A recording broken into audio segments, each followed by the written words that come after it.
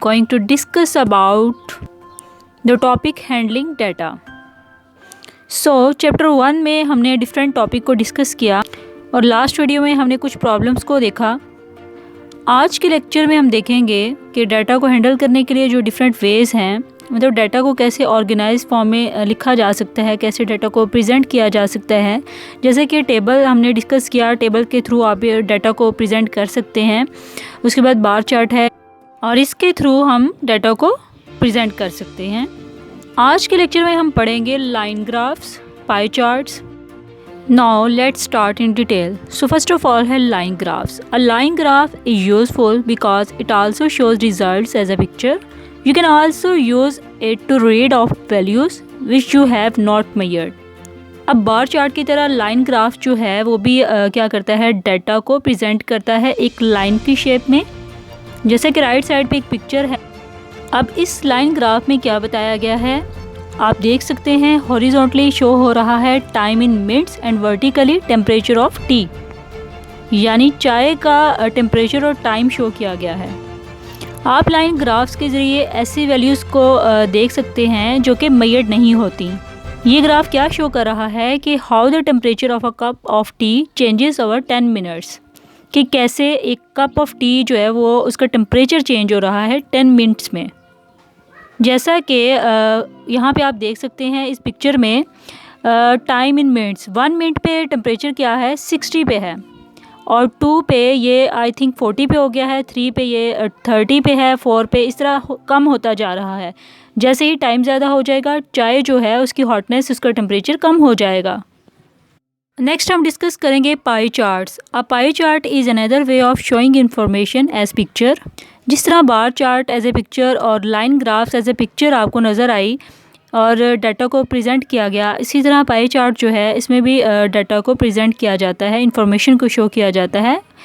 Right side पे आप pie chart की पिक्चर देख सकते हैं. पाई चार्ट एक सर्कल चार्ट है, यानी इसकी शेप जो है वो सर्कल की तरह होती है, जिसमें स्टैटिस्टिकल ग्राफिक प्रेजेंटेशन होती है. किसी भी न्यूमेरिक डाटा की ये प्रोपोर्शन बताता है.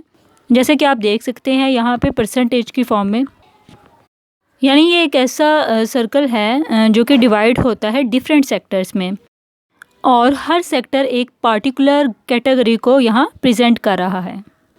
जैसे कि स्टूडेंट्स आप यहाँ देख सकते हैं कि यहाँ पे डिफरेंट 4 सीज़न जो हैं, एक साल में 4 मौसम होते हैं, उनको प्रेजेंट किया गया है. ऑटम, विंटर, स्प्रिंग, समर, और इनका कलर भी डिफरेंट है, इनकी परसेंटेज भी डिफरेंट है.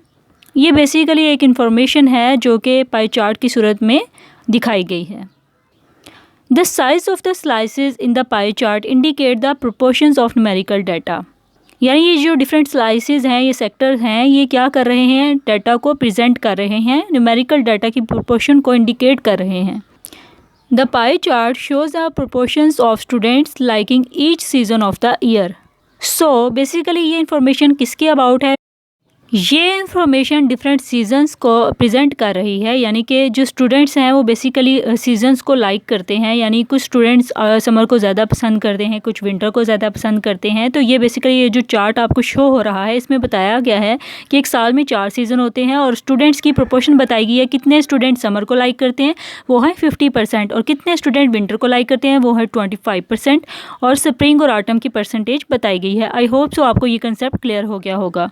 अब नेक्स्ट टॉपिक है doing a scientific investigation. Scientific investigation करना. साइंटिफिक मतलब साइंसी, इन्वेस्टिगेशन का मतलब होता है तहकीक, खोज लगाना, किसी चीज़ की तलाश करना, वजह जानना या छानबीन करना.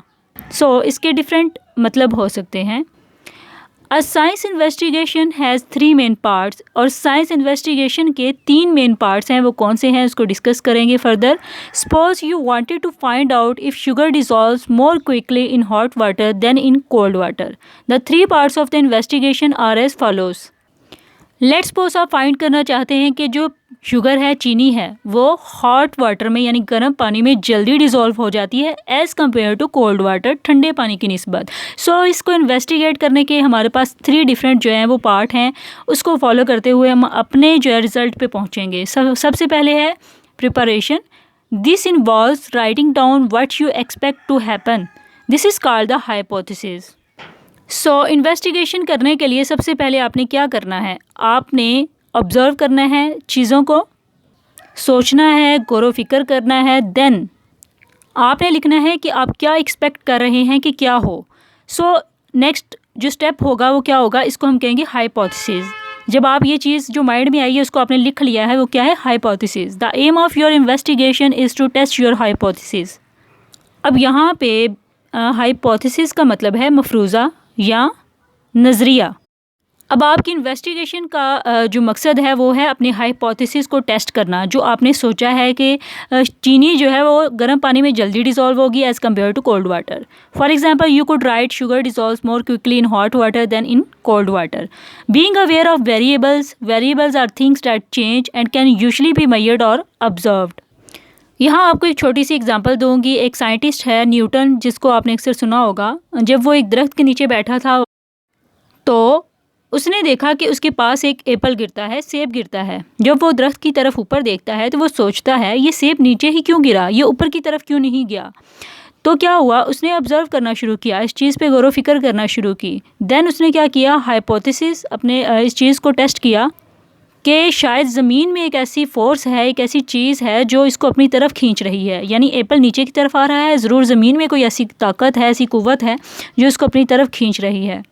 सो इसको हम क्या कहेंगे हाइपोथेसिस। यानी कि ये जो आइडिया इसके माइंड में आया इसको हाइपोथेसिस का नाम देंगे।